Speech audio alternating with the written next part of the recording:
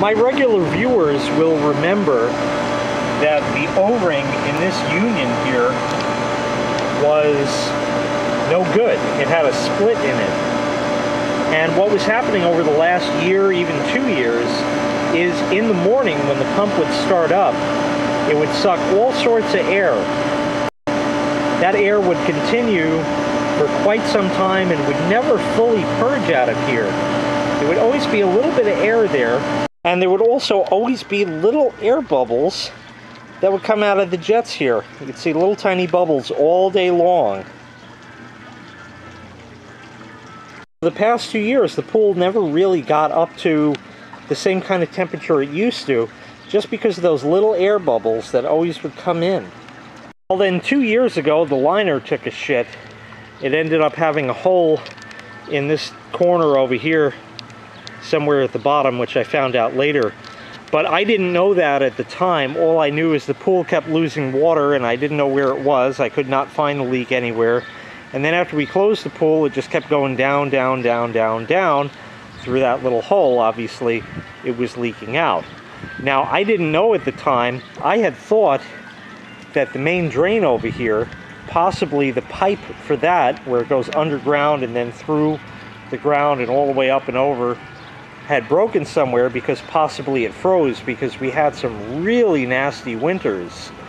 But as I later found out, by going in the pool when it was emptied out by itself, and my pumping out the residual remains, that is not just a pipe that comes out of that. There's an entire, like, quart container, like Chinese food quart container that goes down, and a pipe comes out of that. And that was completely filled with water. So once I found that out, I knew that the pipe hadn't ruptured anywhere underground and was not sucking air from there. Because remember, this main drain is all suction, as are the skimmers over here. So I pretty much knew that all the piping for the suction side here was good, but the air was still getting in. So of the 3 or 4 different pool places I had come in to give me an estimate for what it would cost for a new liner, I had mentioned this air problem, and none of them seemed too interested in trying to figure out what the problem was, or try to give me any kind of solutions or anything to even look for to figure out what the problem was. Water is heated by these solar panels on the roof here. And as we discovered with the Aldi foot spa, when you inject air into water that's warm, it's not as warm anymore. Now, 1 or 2 of them did suggest the gasket for the lid here on the pump, but I had replaced that maybe, 7 years ago or so. So I didn't expect after like 4 years it would be bad already. But, I mean, stranger things have happened. And to tell the truth, the gasket is not in the greatest shape, but, you know, you can pull it out. It's all intact in one piece. But nobody ever, ever, ever mentioned the O-ring in this union could potentially be a problem. For the 69 cents for a fucking O-ring, 4 different professionals couldn't tell me to even check that. So I want to show you what will happen. I'll loosen this union here, and you'll see the air get in the pump. We're going to loosen the union while the pump is running. Alright, a little more. Oh, look! Look at that! Look at the air going in the pump. Look at all the air go in. Just because that's not making a good enough seal at this time. That's all it is. And at this point, I can even turn it hand tight, and that clears up some of it, but not all of it. There's still a little floating around in there. Well, actually, maybe that did clear it up. So just hand tight, really. And I can't seem to unscrew it by hand unless I had 2 hands at the time. My hand was just slipping on it. But I just got it that tight, one hand.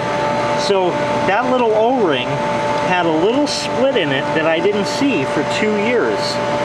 And then this year, when I hooked it up, I saw it had completely split and was open, a gap maybe this big right here. And that was the entire problem with all the air the whole time.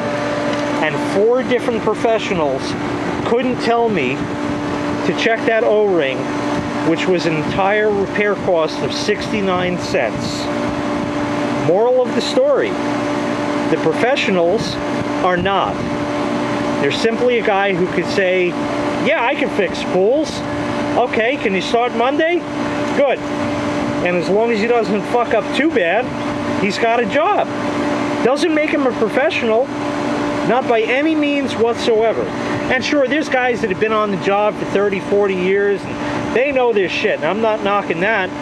But these companies have been in business for 20, 30 years, but the people they send out are your teenagers and Latinos. Not that there's anything wrong with that, because they certainly could redo the pool and get it ready for the liner. But they send all these people out, and nobody but nobody could tell me about a 69-cent O-ring, leaving me to diagnose and fix the problem all by myself.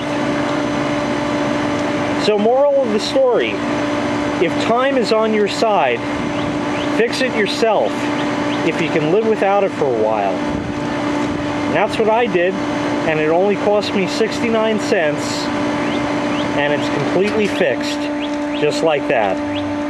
I didn't have to hire anybody for them to charge me for a new gasket lid, you know, lid gasket or anything like that I didn't need, because obviously there's no air in it now. Didn't need any of that. I diagnosed it and fixed it myself to the tune of 69 cents. The best repairs are free. If you have to spend money on a repair, it should be the least amount possible. And I certainly achieved that. Thanks so much for watching. Make sure you hit like, make sure you hit subscribe, and start fixing things yourself. It's much more rewarding. We'll see you next time. Bye-bye.